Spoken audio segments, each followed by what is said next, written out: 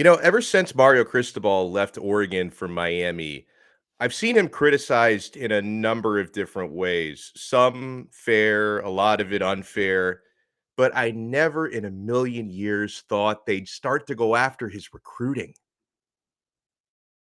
You are Locked On Canes, your daily podcast on the Miami Hurricanes, part of the Locked On Podcast Network, your team every day.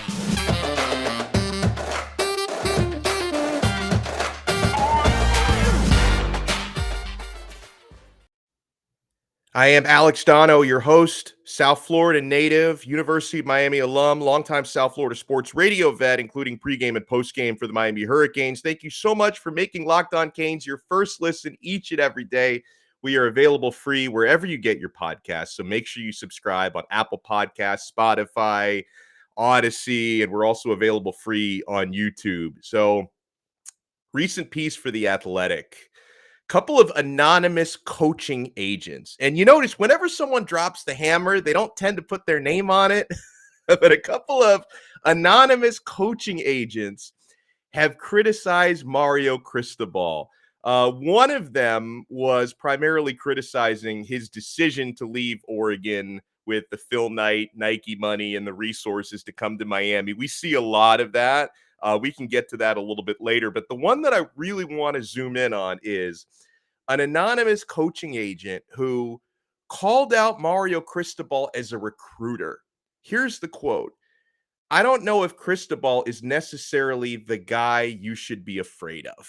Like, what has he done that's been so great? Everybody talks about how good of a recruiter he is. How come he didn't have a quarterback outside of inheriting Justin Herbert? So, okay, real quick, and we're going to bring in our guest, our awesome guest, John Garcia Jr. So, calling out Cristobal as a recruiter, John can give us more details on how all this stuff went down at Oregon. Let's also keep in mind Mario Cristobal was running Nick Saban's recruiting operation while he was at Alabama. Saban called him the best recruiter in the country. Cristobal, and obviously at FIU, you're recruiting a different caliber of player, but I thought he did a really good job as a recruiter at FIU as well. But for Mario Cristobal's 3 full recruiting cycles as head coach at Oregon, he had the number 8 overall class in 2019, the number 14 overall class in 2020, and the number 7 overall class in 2021. So if he's a bad recruiter, I'll take bad over what we've had in the past number of years. So let's bring him in. The man, the myth, the legend, John Garcia Jr., the head of football recruiting for Sports Illustrated. John, did you ever think you'd see a day, and you do this for a living, the recruiting stuff specifically, did you ever think you'd see Mario Cristobal get called out as a recruiter?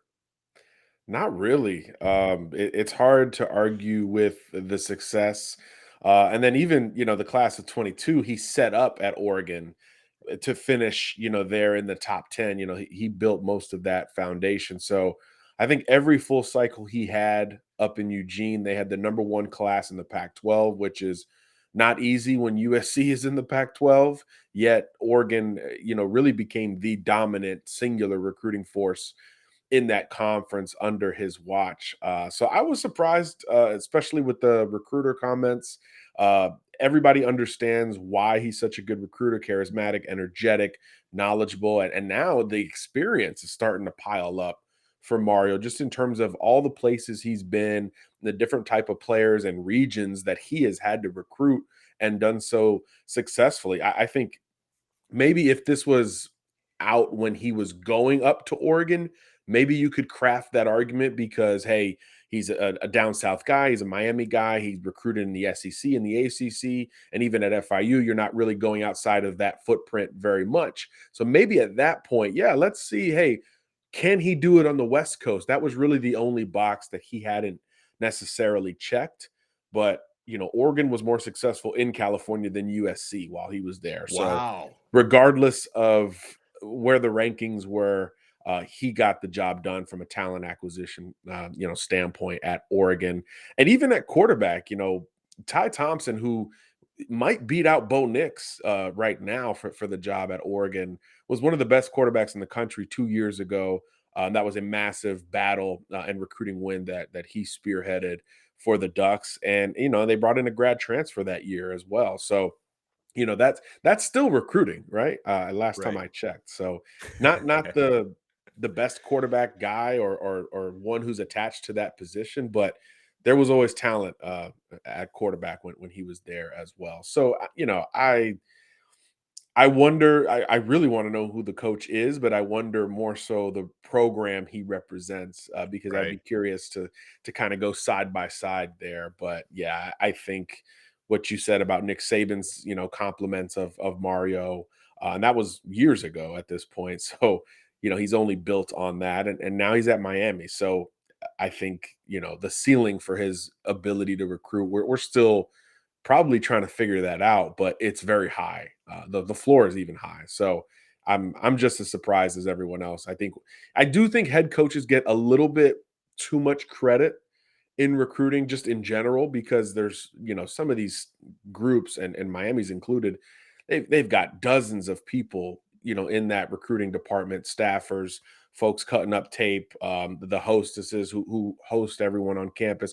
There's a whole organization that recruits, and the head coach maybe gets too much credit or blame like the quarterback, but that's the position, right? You are the face of the program that has otherwise a ton of transition, right? Players are in and Yeah. out all the time. You only have so much eligibility. So the head coach is kind of the face of all these college programs. So for better or worse, they're attached to the credit or glory that comes associated with any title or perception. So I'm surprised that it came out. Nobody said he's the best recruiter in America or the best head coach recruiter in America, but he's in the conversation, and that alone keeps you in the ball game with big time targets all over the country, just like Miami is involved with right now.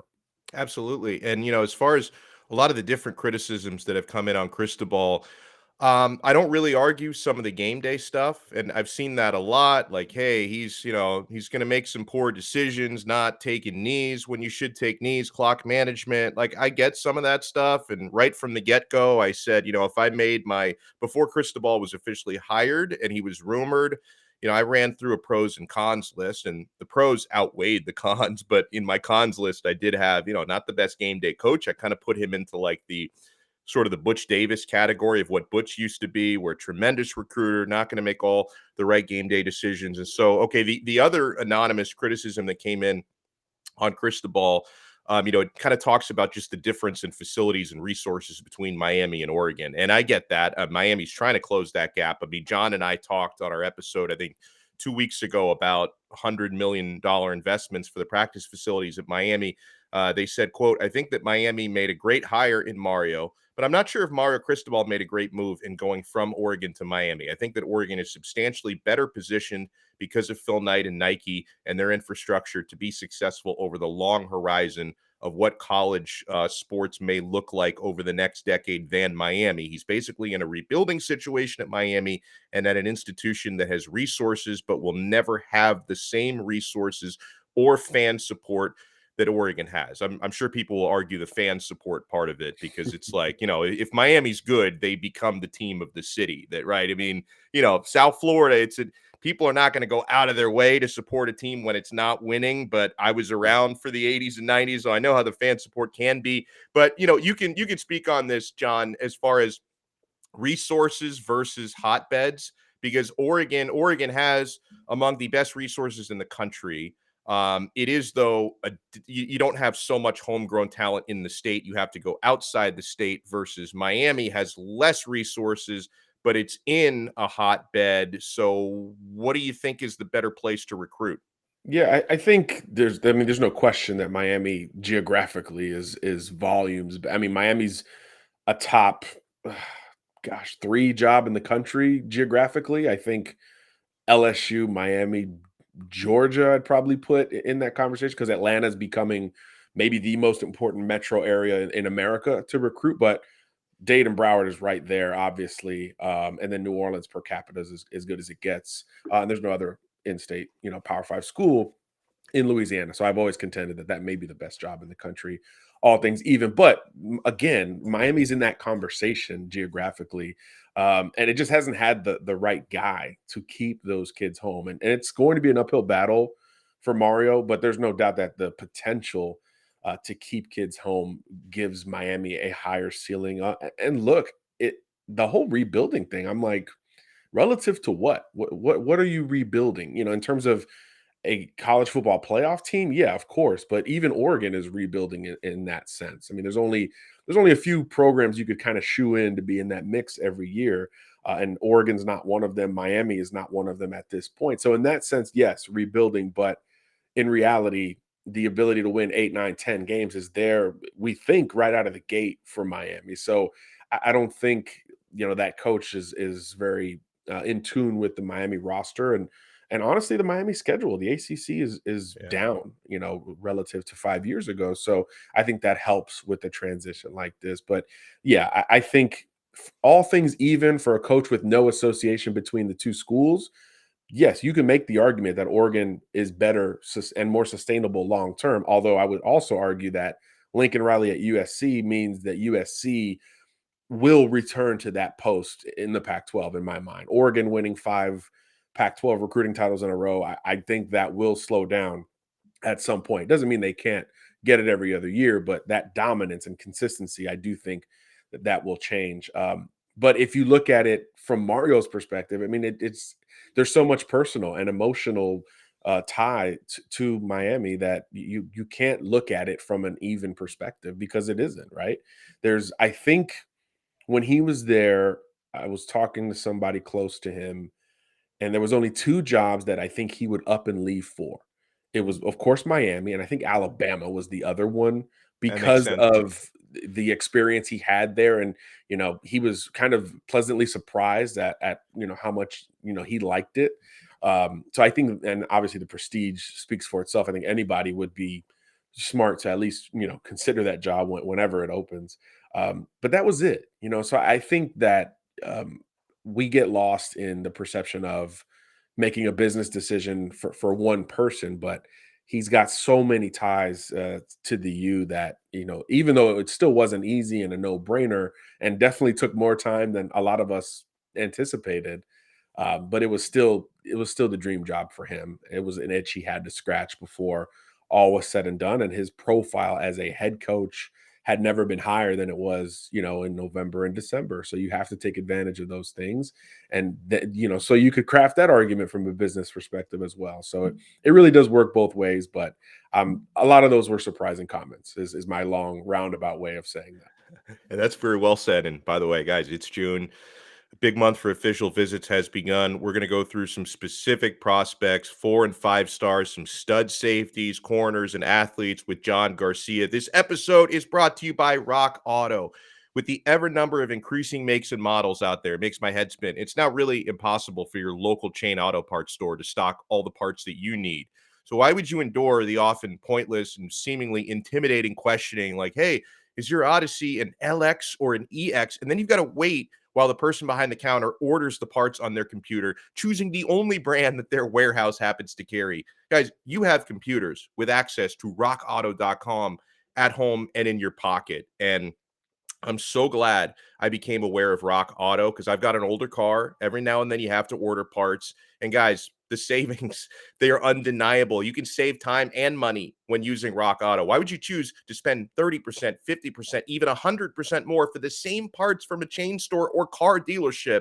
Like if you have that Honda Odyssey, you need a new fuel pump. If you buy that from a chain store, $353. It's only $216 from Rock Auto.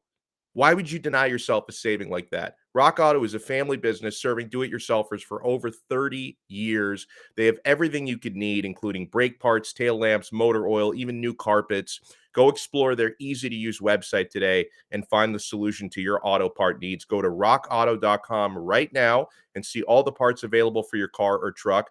Make sure you write Locked On Canes in their How Did You Hear About Us box so they know that we sent you. Amazing selection, reliably low prices, all the parts your car will ever need, rockauto.com. Thank you so much for making Locked On Canes your first listen every day. We have an important favor to ask you guys. We put together a survey so we can learn more about listeners like you and make your favorite Locked On podcasts even better. This is your opportunity to tell us what you like and don't like about Locked On Podcasts. Go to lockedonpodcast.com/survey right now and get started. It won't take very long. And everyone that completes a survey can qualify for a chance to win one of 10 $100 Ticketmaster gift cards. To take our audience survey, again, here's the website. Go to lockedonpodcast.com/survey. And thank you for your help. Alex Donno here on Locked On Canes alongside John Garcia Jr. So, John, a recent addition to the official visits list for the month of June in Miami, 4-star safety Joenel Aguero from Massachusetts is going to be visiting June 24th. What can you tell me about this player who's obviously very highly rated, and if Miami has a shot here?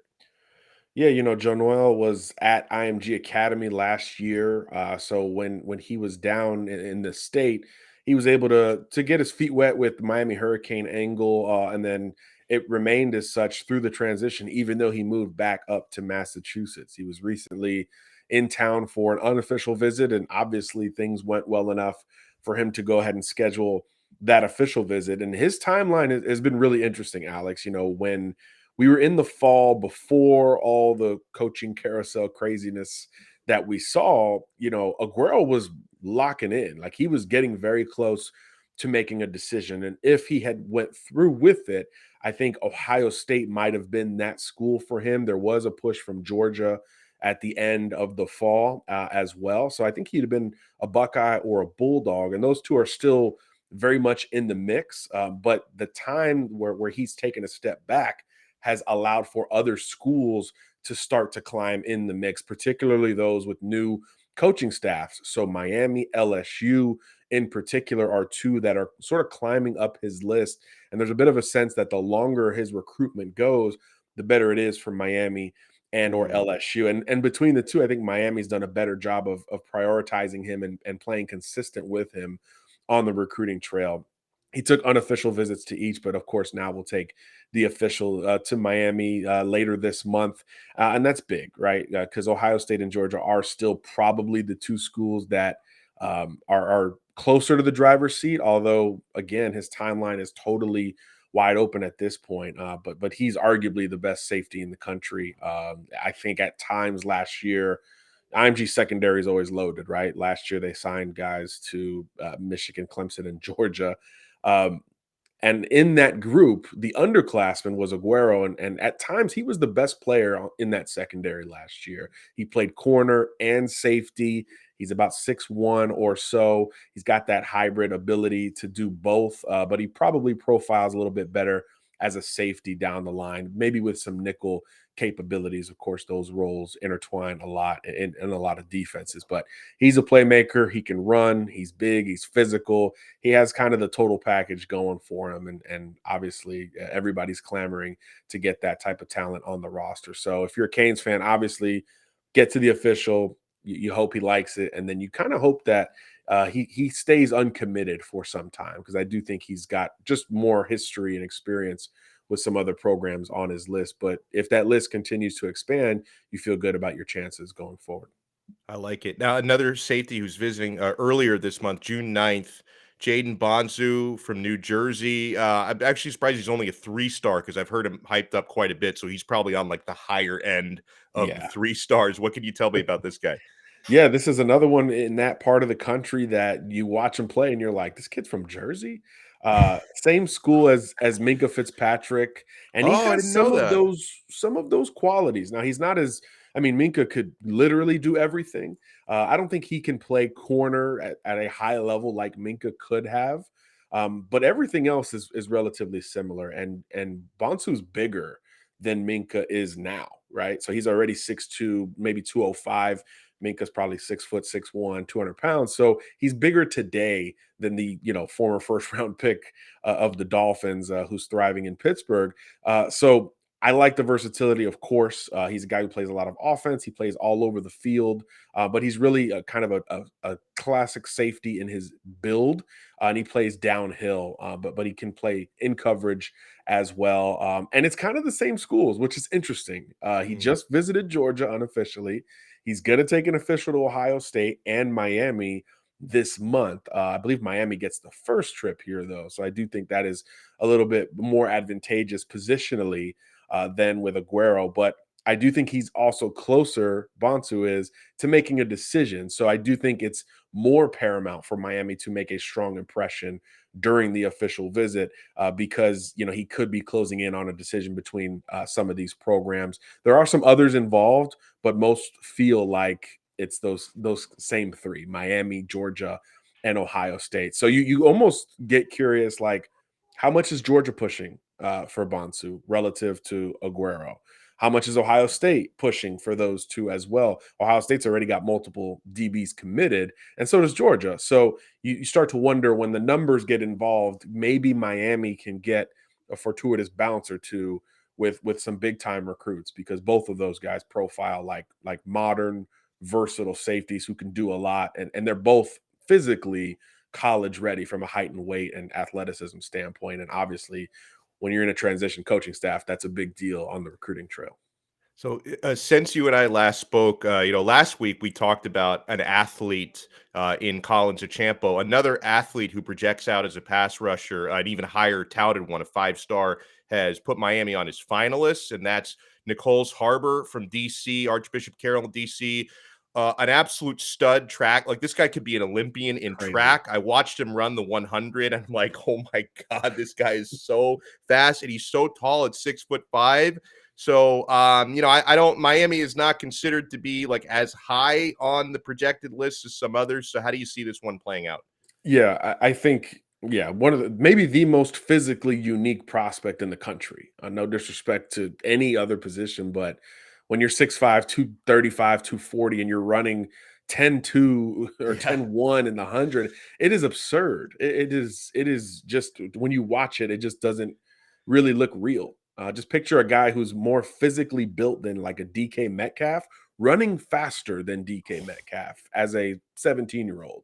It is really, really wild. So yeah, everybody wants him, right? He could play tight end, he could be a pass rusher. He's just scratching the surface at this point. He's got a top group of schools. I believe he just dropped a top 8. Miami is, of course, in there. But I think what's different about Harbor, in addition to his athleticism, is his timeline is totally slow. So this is Uh, great for Miami because, like you said, other schools probably have more buzz, right? Maryland is the local school. He's been there a billion times. He's developed a relationship with Georgia. Some of these other schools that is maybe more longstanding than what he's got at Miami. But two things for the Kane angle: one, he's going to take the official in June, and two, he said since Cristobal has taken over, no program has efforted him more and hit him up more than Miami. So he's starting to feel that love from the Canes, and and it's a I good saw a time quote from for him that. that was kind of cool. Like, he specifically said, like, he was on the phone with Ed Reed and Jason Taylor, who are, a couple of Pro Football Hall of Famers working Goodness. on the Miami staff. So that seemed to make an impression on him as well. Absolutely. I mean, how could it not at this point? So he'll get a chance to sit down with those guys in Coral Gables, which I think will be a huge deal. But then you have to stay in the race thereafter. So I think he's one of those kids where the on field impression, I do think, starts to matter because he is nowhere close to deciding at this point. He's not even sure if he's going to sign in December. He might be Ooh. a February guy because he is going to stay in school, not graduate early. He's going to run track as a senior because, like you said, Alex, he's got great track aspirations. So I think that factors in how you approach this recruitment because, you can go all in and hit them up like crazy, but can you stay consistent with it all the way until maybe next year? That becomes a totally different conversation. But with a talent like that, I think all the schools that are still in it for Harbor will try to stay in that mix. But yeah, I think at the earliest he decides in December. So there's a long way to go in this recruitment, and there's time for movement within his top group. And I think Miami, because they're getting one of the first official visits, will have an opportunity to surge up sooner than some of the others. So that's a good position for the Canes to be on. Dude, John is so loaded with info. This is going to have to be a to be continued, dude. We talk with John every week. So many more names I want to get to. We're going to pick up where we left off a week from now. In the meantime, follow this man, John Garcia _Jr. on Twitter. He is the director of football recruiting for Sports Illustrated. John Garcia, you have a wonderful rest of your week, sir. Likewise, my guy. Take care. Take care. Awesome. And guys, we're not done, by the way, on this episode. We've got to talk about when we come back. Blake James. Blake James, is he about to land on his feet at another ACC, if I can speak correctly, athletic director job? I don't know what the odds were for this, for Blake James to land immediately at another ACC AD job. But if there were odds on it, I'm sure our partners at BetOnline have it. BetOnline continue to be the number one source for all of your betting needs and sports info. You can find all of the latest odds, news, and sports developments, including this year's basketball playoffs. We're headed to the finals now.